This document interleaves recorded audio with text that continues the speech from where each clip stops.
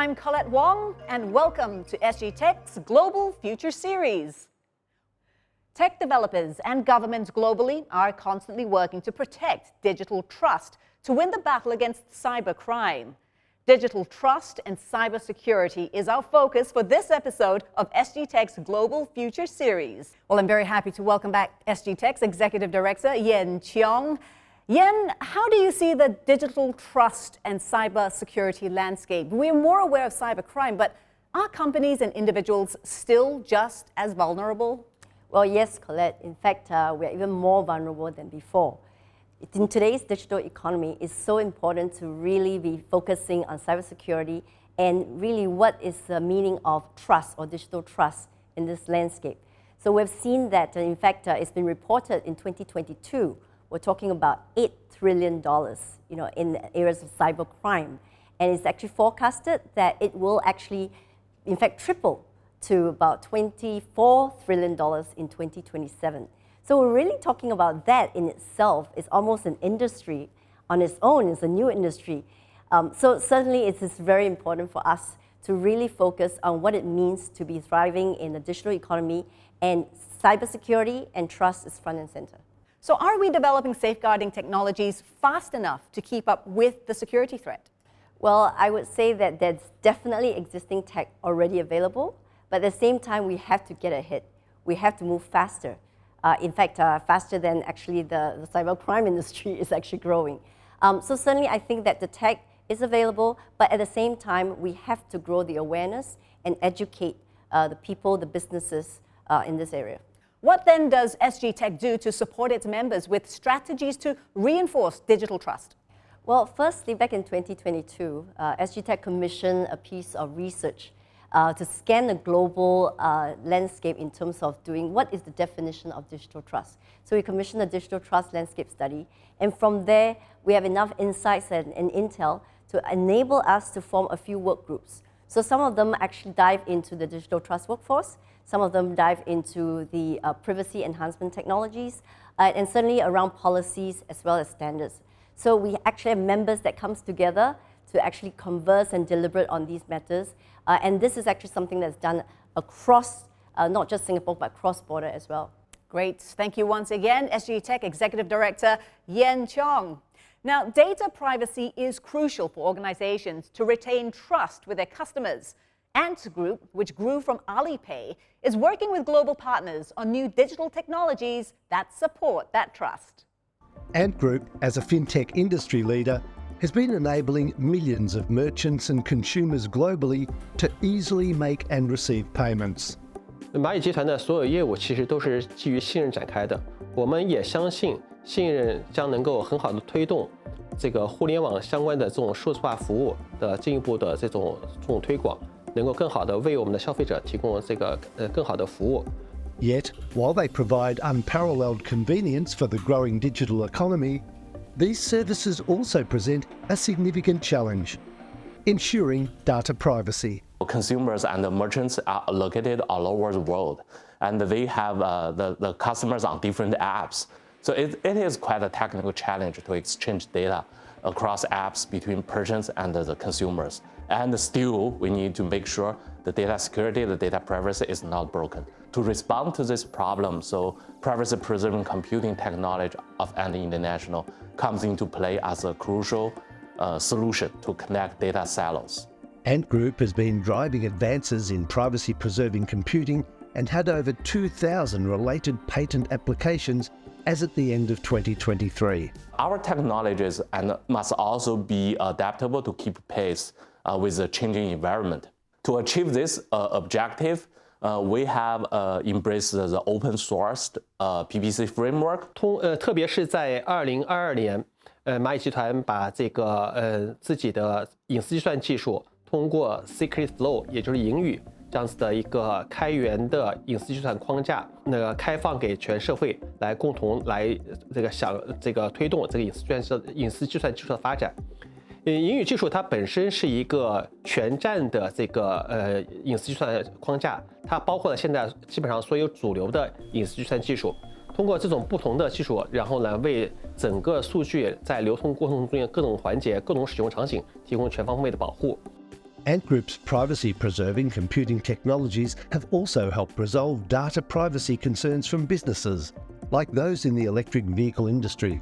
我们既保护这些相关的数据不会泄露，同时能够充分的支持这些保险公司能够分析这些数据反映出的相关的风险，这样子既降低了消费者的保险的这种费用，也显著降低了保险公司的这个风险，非常好的推动了行业的往前的发展。Ant International has now teamed up with Singapore's Nanyang Technological University to advance privacy-preserving technologies in a year-long research collaboration. We try to develop the new technology for the real-life application where Ant International can come up with the application scenario problems statement. They come up with a concrete problem and that require us to give a particular customized algorithm.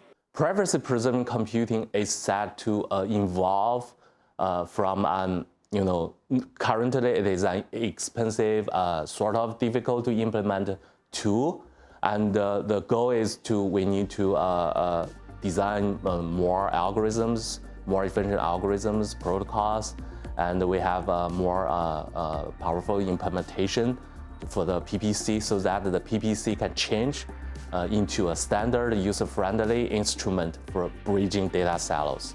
所以我们认为未来隐私计算技术它会得到越来越多的这种应用，推动整个行业进入密态时代，能够在这个数据的使用以及用户权益的保障中间达到一个新的平衡。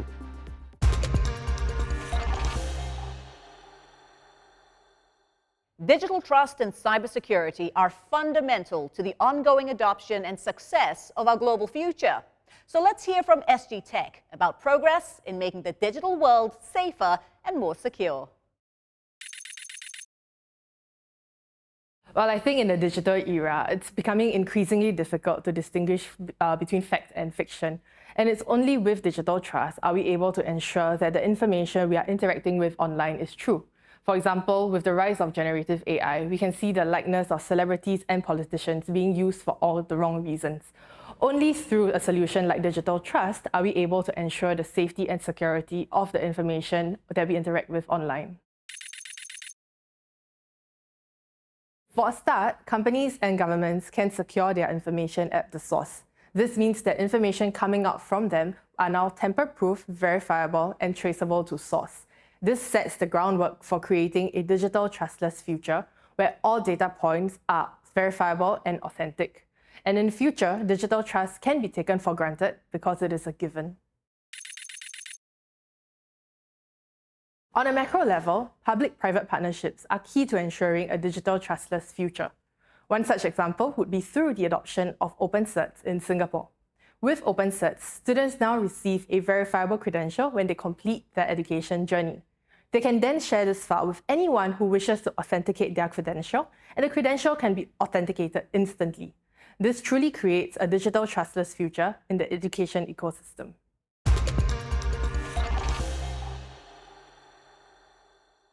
Joining us now is SGTech Chair Wong Wai Ming. Really good to talk to you again. Now, this issue of losing trust in the digital landscape must be a major hurdle for the industry to overcome. How seriously is it impacting the sector, though? It's definitely serious with the rise in cybercrimes, all the online harms that you hear and such. I would say it's important while we are trying to accelerate technology adoption for the good to transform lives, business, environment, and solve all these problems. We have to mitigate against the risk of slow adoption or non-adoption due to a lack of trust itself. And the other area we really need to watch out is really governments really rushing in to solve all the problem and regulate, and that may create a fragmentation in terms of standards, policies, and regulation itself, which we need to avoid. Do you think that the sector can regain some of the trust that's been lost with a greater emphasis on data privacy? So it's not just about data, it's not just about cybersecurity. Digital trust is about a discipline that cuts across people, governance, and technology itself. It's a discipline about data, about cybersecurity, about availability, about process for really ethical and explainable application of technology, and much more than that. So are there any so-called golden rules or advice that you might give companies who realize the incredible value of having more data but might unwittingly compromise trust in the process? I would say in our advocacy, just appoint a Chief Digital Trust Officer, which cuts across the discipline itself. So data is important, it must be viewed as a strategic asset, but it's much more than that, as we have discussed. All right, good stuff. Thank you so much for being a part of the Global Future Series. We really appreciate your time. In our final episode coming up next, we look at developing the talent and skills for the future of Singapore's vibrant tech sector.